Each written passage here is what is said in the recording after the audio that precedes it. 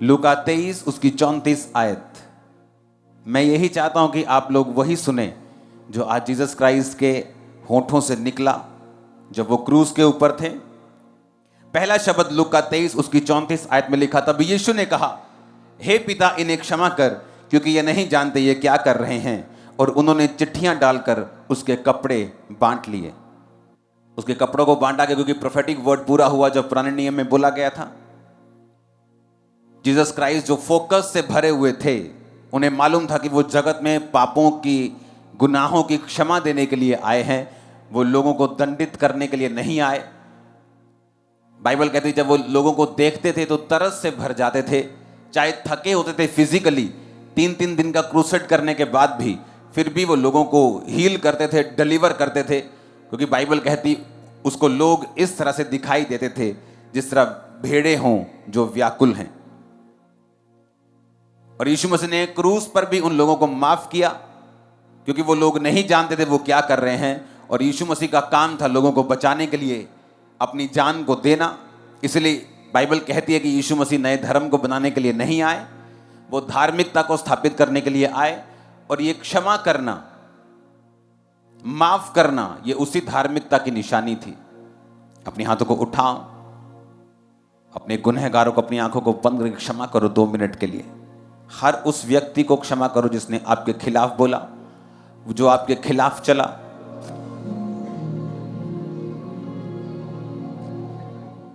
प्रभु यीशु मसीह के सामर्थी नाम में हम मांगते हैं।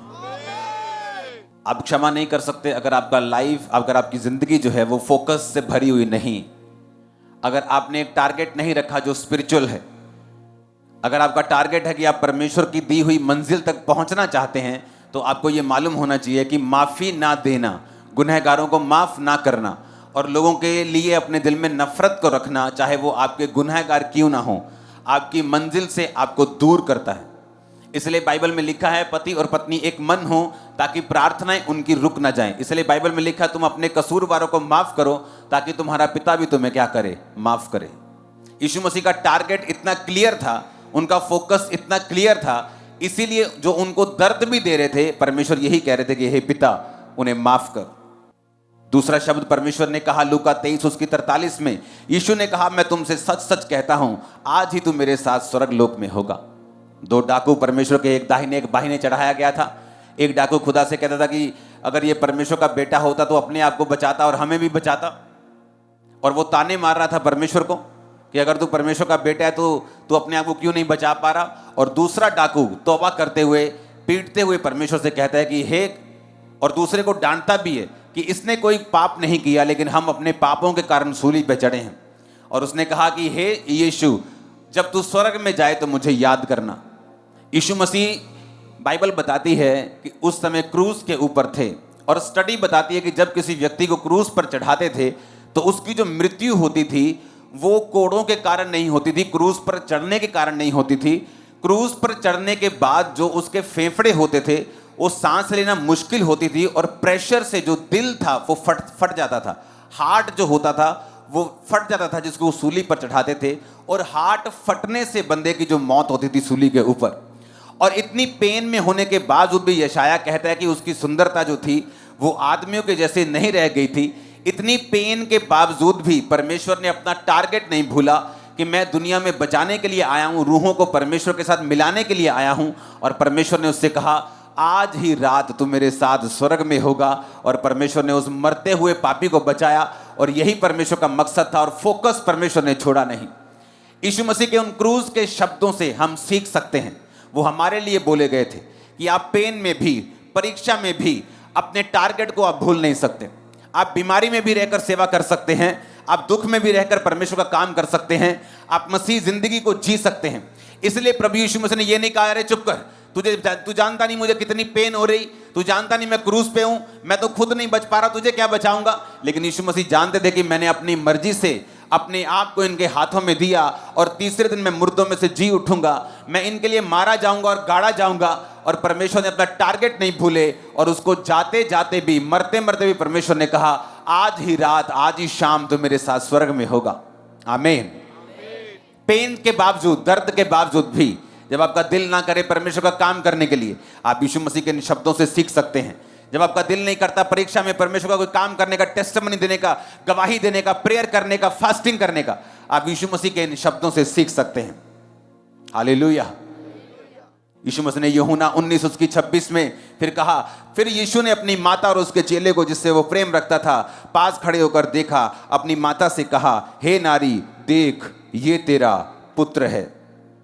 बाइबल कहती है परमेश्वर ने एक वचन कहा था कि मैं पुराने नियम को खत्म करने के लिए नहीं आया हूं। मत्ती 5:17 में लिखा है, ये ना समझो कि मैं व्यवस्था और भविष्यद्वक्ताओं की पुस्तक को लोप करने यानी गायब करने आया हूं। मैं गायब करने नहीं परंतु पूरा करने आया हूं। यीशु मसीह ने कहा, मैं पिता के वचनों को गायब करने नहीं आया हूं, एक नया वचन बनाने नहीं आया हूं, बल्कि उन्हीं वचनों को पूरा करने के लिए आया हूं। उन वचनों में जो पहलोठा होता था, जो बड़ा बच्चा होता था, वो अपने माता और पिता की देखरेख करता था।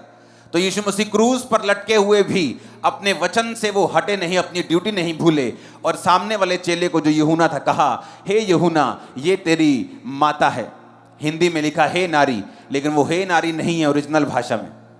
वो एक ऐसा शब्द है यूनानी भाषा में जो किसी औरत के लिए तब लिया जाता है जब कोई आदमी उसकी बहुत इज्जत करता है। इंग्लिश में लिखा वुमेन, ओ वुमेन, हिंदी में लिखा ए नारी। ए नारी, जब मैं किसी आपको बोलूं ए नारी, तो कई बार ये इतना रिस्पेक्टेबल नहीं लगता, लेकिन यीशु मसीह ने जो शब्दों का प्रयोग किया यूनानी भाषा में, जो ओरिजिनल बाइबल लिखी गई है, जो ओरिजिनल वचन जिस भाषा में लिखा गया है, उस भाषा में उस वचन का मतलब था रिस्पेक्टफुल एक औरत, जैसे परमेश्वर अपनी माँ को देख रहे थे, परमेश्वर ने कहा ये तेरा पुत्र है, और उसको कहा यूहन्ना चेले को कि ये तेरी माता है। और बाइबल कहती है वो चेला उसी समय उस माता को, जो परमेश्वर की अम्मा को, अपने घर में ले गया। और बाइबल कहती है फिर वो दोनों मां बेटा ठहरे, जबकि यीशु मसीह को मालूम था कि यीशु मसीह के बहुत सारे भाई बहन थे, मरियम के और भी पुत्र बेटियां और भी बच्चे थे, लेकिन परमेश्वर ने उन बच्चों को मरियम को नहीं सौंपा। बाइबल कहती है कि प्रभु यीशु मसीह ने ड्यूटी किसकी लगाई? यूहन्ना की। क्या यूहन्ना उसकी कोख से जन्मा हुआ था? नहीं, लेकिन यीशु मसीह क्रूस पर भी आपको एक मैसेज दे रहे थे। वो क्रॉस पर से भी आपको एक मैसेज दे रहे थे कि जो स्पिरिचुअल फैमिलीज हैं, कई बार वो ज्यादा मैटर करती हैं हमारी फिजिकल फैमिलीज से। यीशु मसीह अपने भाइयों से बोल सकते थे कि भाई साहब, अम्मा का आप ध्यान रखना, तुम पहले उठे हो, मैं तो जा रहा हूं। लेकिन यीशु मसीह ने यूहन्ना को बुलाया, अपने चेले को बुलाया, एक आत्मिक बंदे को अपनी मां की ड्यूटी को सौंपा। आज से 18 साल पहले अगर मैं अपने परिवार की बात को सुन लिया होता तो शायद जिंदा भी ना होता, गुनाहों में, नशे में, जुए में, गलत कामों में पड़ा होता अगर मैं उनकी बात को सुनता। क्योंकि वो बोलते थे कि क्राइस्ट में नहीं जाना, मसीह में नहीं जाना। और मेरी जो स्पिरिचुअल फैमिली थी वो मुझे बताते थे कि अड़े रहना और खड़े रहना और परमेश्वर को छोड़ना मत। कई बार आपकी जो स्पिरिचुअल फैमिलीज हैं, क्योंकि जो परमेश्वर का मकसद है, जो परमेश्वर की बुलाहट और टारगेट है, वो परमेश्वर आपके मेंटर के मुंह से, आपके पास्टर के मुंह से, आपकी चर्च के मुंह से, वहां से वो आपके दिल में डालता है और आपसे वो बात करता है। पवित्र आत्मा आपके सेवक के जरिए से आपसे बात करता है, आपकी स्पिरिचुअल फैमिली के जरिए से। क्योंकि जो टारगेट, जो बुलाहट है, वो एक कॉन्टेक्ट पॉइंट है, वो एक जरिया है उसे पूरा करने का आपकी लाइफ में। और कई बार हमें अपनी फिजिकल फैमिलीज को इग्नोर करते हुए भी उनकी बात को सुनना पड़ता है, क्योंकि हमें पता है अगर हम उनकी बात को नहीं सुनेंगे, अगर मैं उस समय अपनी स्पिरिचुअल फैमिली की बात को ना सुनता और अपनी फैमिली की बात को सुनता, तो आज वो भी बचाए ना जाते, मैं भी ना बचाया होता, आप लोग भी यहां नहीं बैठे होते। तो मेरा स्पिरिचुअल फैमिली की बात को सुनना मेरे उद्धार का कारण ठहरा, मेरी चंगाई का, मेरी बरकत का। आज मेरे फादर मिनिस्ट्री में, मेरी मदर मिनिस्ट्री में, मेरे सब फैमिली मेरी सेवकाई में है। ये उसी कारण हुआ कि मैंने स्पिरिचुअल बातों को नंबर 1 में रखा, स्पिरिचुअल फैमिली को सुना, और आज वो भी बरकत में है। जो मुझे पीछे खींचना चाहते थे, आज वो परमेश्वर में चल रहे हैं। यीशु मसीह का बोलने का कोई ऐसे ही नहीं बोले उन्होंने शब्द, उन्होंने ऐसे वो चीजें को नहीं बोला, उनका एक मकसद था।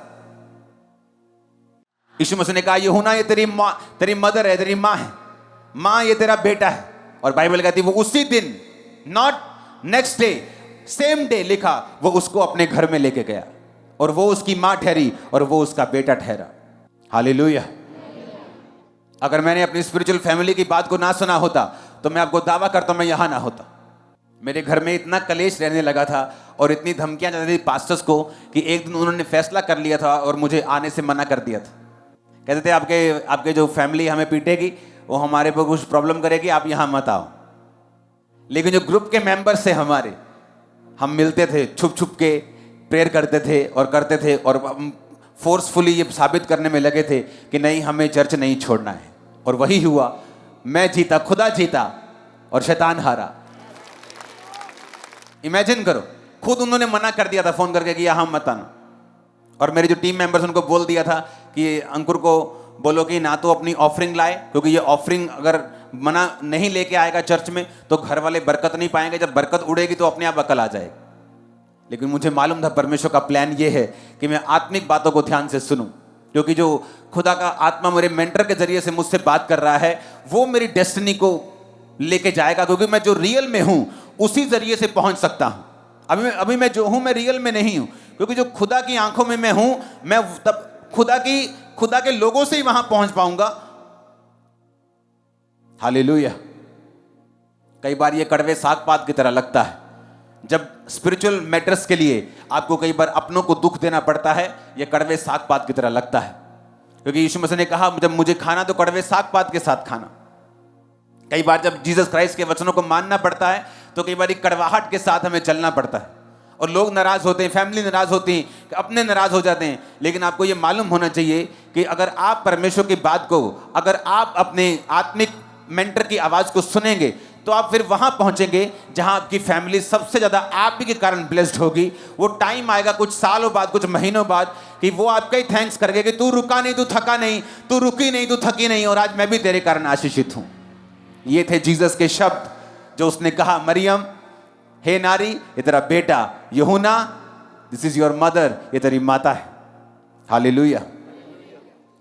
मत्ती 27 उसकी 46 में लिखा, तीसरे पहर के निकट यीशु ने बड़े शब्द से पुकार कर कहा, एली एली लमा शफ्तनी, अर्थात हे मेरे परमेश्वर, तूने मुझे क्यों छोड़ दिया। लोगों को लगता है कि यीशु मसीह को छोड़ दिया, यीशु मसीह रो रहे थे, वो तो खुद रो रहे थे, वो तुम्हें क्या बचाते। लेकिन जब अनपढ़ों को यह नहीं मालूम होता कि उसका रीजन क्या है, वो अपने ही चीजों से परमेश्वर की कामों का बखान करने की कोशिश करते हैं, बाद में खुद फंस जाते हैं, खुद भागते फिरते हैं और कुछ पता नहीं कि क्या करना है। अब आपको ये ध्यान से सुनना है। बाइबल कहती है जब जीसस क्राइस्ट गतसमनी बाग में, आज भी आपने देखा, जब वो ये कह रहे थे कि पिता हो सके तो ये कटोरा टल जाए, वो कोड़ों के बारे में बात नहीं कर रहे थे, वो कांटों के ताज के बारे में बात नहीं कर रहे थे।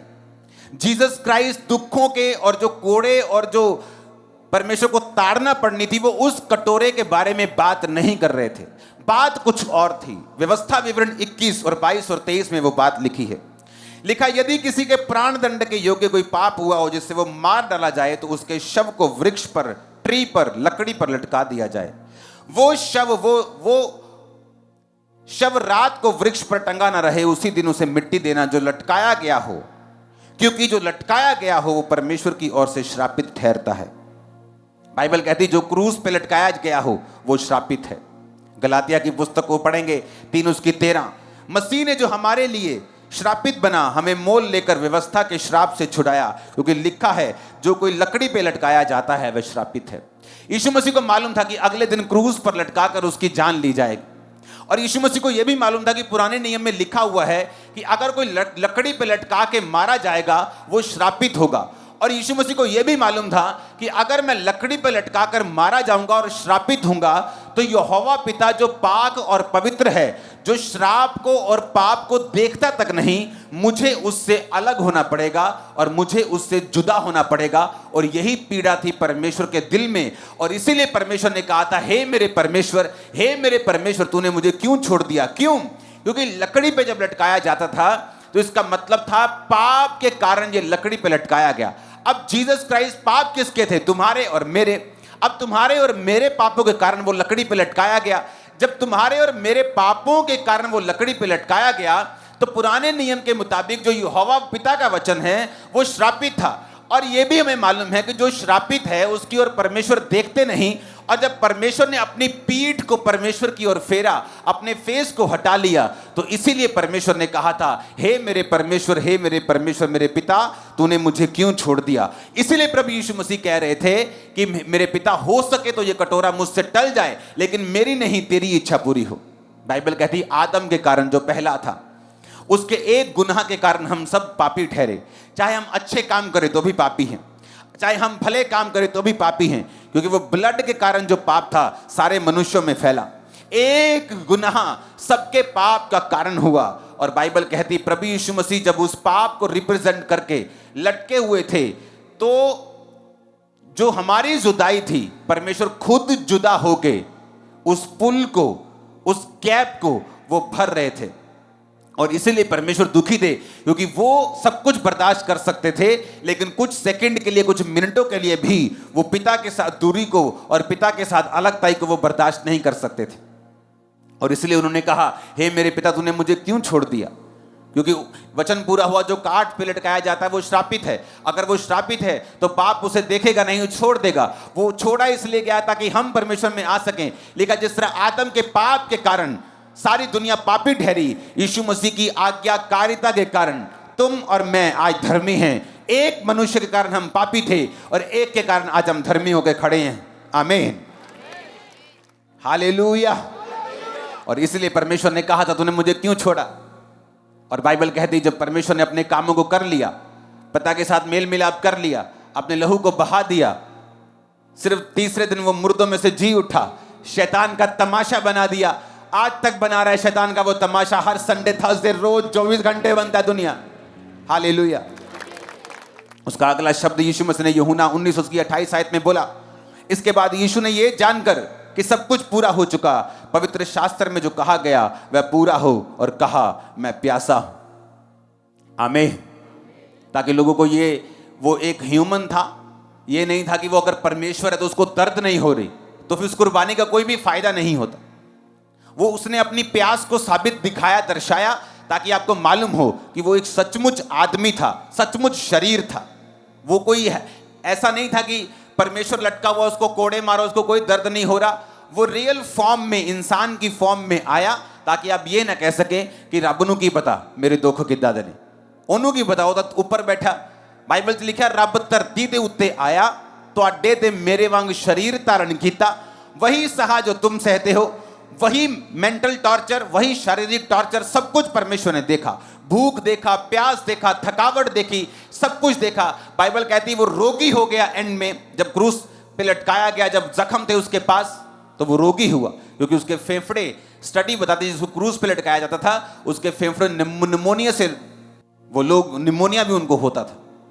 जिस बंदे ने जीसस क्राइस्ट का रोल किया था passion of the Christ movie में, वो बताता था कि जब शूटिंग चल रही थी तो वो मरने तक पहुंच गया था, क्योंकि उसको निमोनिया हो गया था शूटिंग करते वक्त।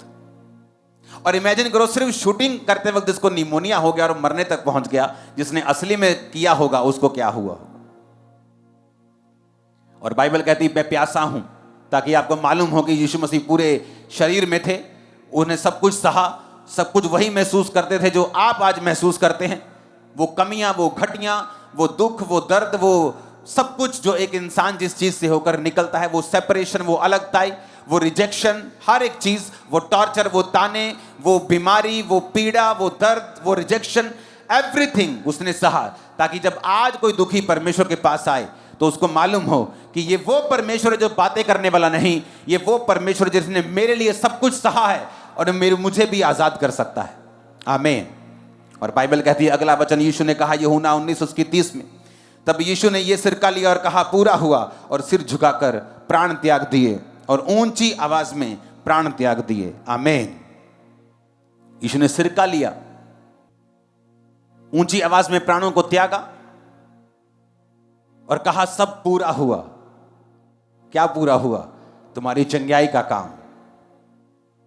जब वो क्रूस उठाकर आ रहा था तो उसी रास्ते को, उसी वे को, उसी सफर को, हिंदी वाला सफर को पूरा कर रहा था जो तुम्हारा और परमेश्वर के बीच में गैप था।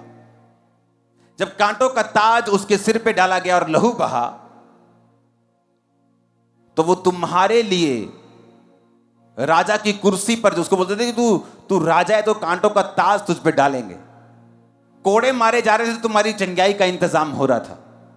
गसमनी बाग में बाइबल कहती है उसका पसीना लहू की बूंदें बनकर निकल रहा था। इंग्लिश में बीमारी का नाम है ये कि जब कोई व्यक्ति बहुत ज्यादा स्ट्रेस में चला जाता है, मौत का स्ट्रेस, तो उसके पसीने में से कई बार ब्लड की बूंदें निकलती हैं। उस तरह के स्ट्रेस से परमेश्वर निकले तुम्हें स्ट्रेस से आजाद करने के लिए। तुम्हें चिंता ना हो, तुम्हें डिप्रेशन ना हो, तुम्हें बीमारी ना हो, तुम गरीब ना रहो, तुम अलग ना रहो, तुम बाप के साथ रहो। आमीन। इसलिए उसने कहा पूरा हुआ, एवरीथिंग फिनिश्ड। तुम्हारी चंगाई का काम पूरा हो चुका है। अब जीसस ने कोड़े नहीं खाने, तुमने बिलीव करना है। तुम्हारे उद्धार का काम पूरा हो गया, तुम्हारे फैमिली के उद्धार का काम पूरा हो गया, तुम्हारे छुटकारे का काम पूरा हो चुका है, तुम्हारे हर चंगाई का, बरकत का काम पूरा हो चुका है, तुम्हारे अच्छी लाइफ का इंतजाम हो चुका है। अब तुम्हें सिर्फ स्वीकार करना है। उस डाकू ने तो कोई बपतिस्मा भी नहीं लेने का टाइम था उसके पास। ये नहीं कि आप ना लें, आपके पास टाइम है, आप क्रूस पे नहीं। जीसस ने कहा आज शाम तू मेरे साथ होगा, चल पार्टी करते स्वर्ग में। आमीन। आज शाम तू मेरे साथ होगा हेवन में, क्योंकि वो सारे काम पूरे हो चुके हैं। आपको बरकत चाहिए, काम पूरा हो चुका है। जस्ट जीसस के पास आना और बिलीव करना। आपको आशीष चाहिए, आपको छुटकारा चाहिए, आपको साल्वेशन चाहिए, आपको जो कुछ भी चाहिए, कहता है इट इज फिनिश्ड, सब कुछ पूरा हो चुका। अपने हाथों को उठा। ये सारे शब्द जो खुदावंद ने बोले आपके जीवन में बरकतों को लेके आए और आप इस समझ को ले सकें यीशु मसीह के सामर्थ्य नाम में। अंधकार की शक्तियां आपकी जिंदगी में कार्य न कर सकें। अपने हाथों को उठा के प्रार्थना करेंगे ऊंची आवाज में।